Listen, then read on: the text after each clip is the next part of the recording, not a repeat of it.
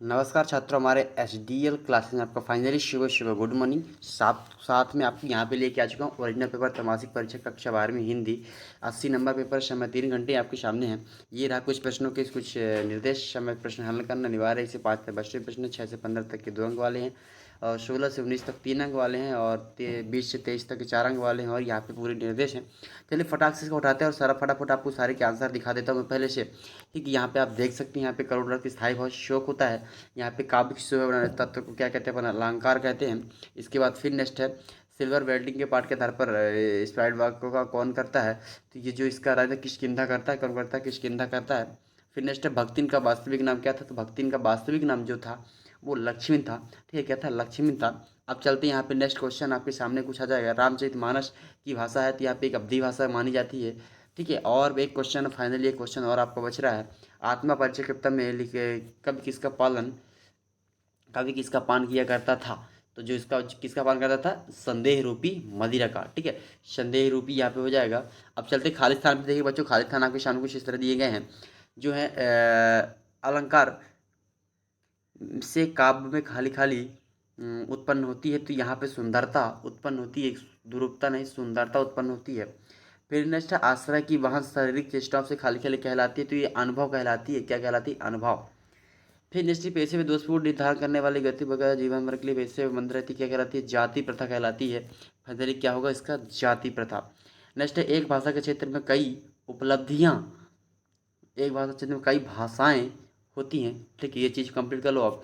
फिर नेक्स्ट है निम्नलिखित में से तकनीकी शब्द नहीं है। तो यहाँ पे अंगोछा रेखा चित्र वगैरह उपयोग करता। तो यहाँ पे जो तकनीक है अंगोछा नहीं होगा। ठीक है, तकनीकी शब्द नहीं है।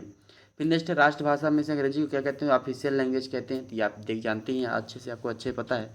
अब फिर चलते पर नेक्स्ट लोग यहाँ पे कुछ खाली से आपको वो दिए गए हैं, सत्तर सत्य दिया गया है। तो पहला है लोकोक्ति मुहावरे की समानता क्या होती है? आप इसे देख सकते हैं। हरिवंशराय बच्चन को मधुशाला मुक्तक काव्य क्या कहते हैं? यहाँ पे वर्ण मात्रा अतिचरण तुक गण गादी संत जो होते हैं वो भी बात सही है। फिर नेक्स्ट है आत्मकथा में हरिवंशराय बच्चन थे। तो क्या ये बात गलत है? फिर नेक्स्ट है भाषा संबंध का मनुष्य की ध्वनि से क्या होता है?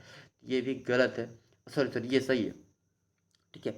हम्म, ये जो आपका कंप्लीट है ये गलत है, ये आपका सही है और ये आपका गलत है। ये रहा आपके सही के सही, ये सत्य और असत्य की बात। अब चलते प्रश्न नंबर 4 पे। प्रश्न नंबर 4 आपके सामने कुछ इस तरह दिया गया है। सिल्वर वैली क्या है? ठीक है, तो यहाँ पे सिल्वर वैली देखेंगे अपन लोग। तो प्रश्न नंबर 4 का सिल्वर वैली जो एक लेखक है आपके सामने, यहाँ पे कहीं पे लिखा भी नहीं है शायद। ठीक है, चलो इसको आप देख लेना। फिर नेक्स्ट क्वेश्चन है आपके सामने, कहा आत्म का परिचय क्या है?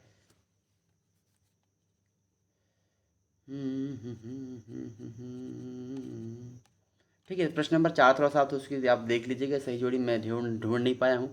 पर एक बात बता देता हूँ कि आध दो ठो मेरे से बन जाएगा, वो बता देता हूँ मैं। ठीक है, मुहावरा जो है आपका वहाँ पे आप देख सकते हैं टेढ़ी खीरा की मुहावरा हो जाएगा।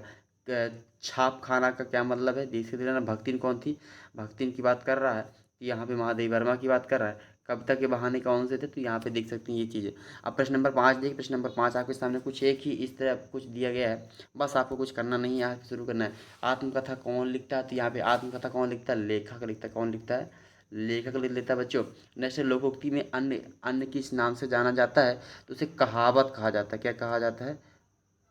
कहावत। ठीक, कहावत कहा जाता है। फिर नेक्स्ट बाजार के सार्थक, बाजार में सार्थक किसकी होती है? तो यहाँ पे मांग होती है। क्या होती है? मांग। फिर नेक्स्ट है कामयाबी की किस युग की रचना है? तो कामयाबी छायावाद की। कब की है? छायावाद। ठीक है, ये चीज़ है। प्रश्न नंबर, अब प्रश्न नंबर अंग देखो, अंग का अंग क्या हो?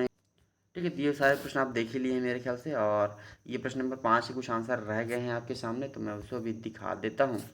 ये है सबसे स्ट्रेंथ होते विराम होते हैं। ठीक है, फिर नेक्स्ट जाति का क्वेश्चन थोड़ा सा आप देख लीजिएगा। और इसके बाद एक क्वेश्चन आता है पतंग किसके बारे में कवि क्या कहना चाहता है?